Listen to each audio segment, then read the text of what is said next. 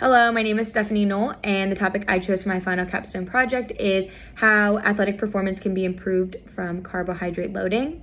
So the reason I chose this topic was because the first 2 days of my internship, we had a nutritionist come in and speak to the college football athletes that were training for their pro day and combine.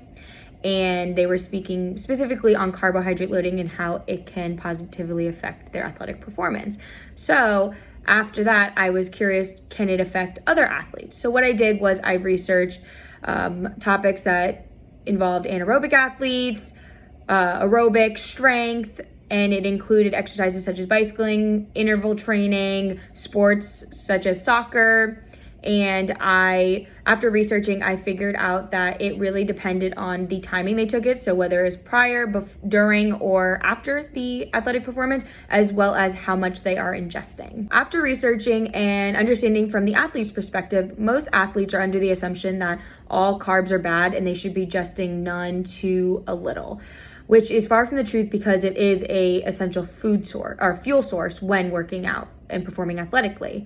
So from a timing perspective, after researching, something that I concluded from it was that consuming carbs immediately before or during can help with additional fuel source when glycogen storage is depleted, and it also can help with low blood sugar. Timing aspect, it is also important that it should be individualized based on the athlete as well as their intensity for that specific activity that they're doing. On an amount aspect, it has been shown to improve performance if carbohydrate loading is performed right. If you're given specifically an athlete that's an endurance runner and they are running a race that is long, it is beneficial to have a higher ingestion of carbohydrates because it fuels that glycogen storage that is depleted and it gives them that additional fuel source.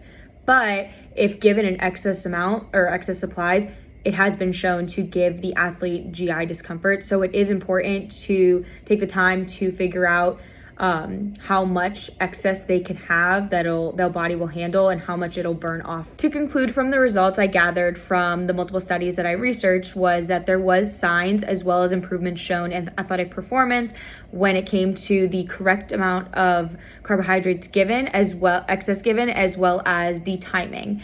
How I can use this in the future is if I am working with an athlete and I see that their athletic performance isn't up to par of what they were as well as like what they want to be at, I can ask them what their diet is. And even though I'm not a licensed nutritionist, I can kind of see it from that standpoint and maybe refer them to a nutritionist that can give them the information needed to add that additional carbohydrate source into their diet.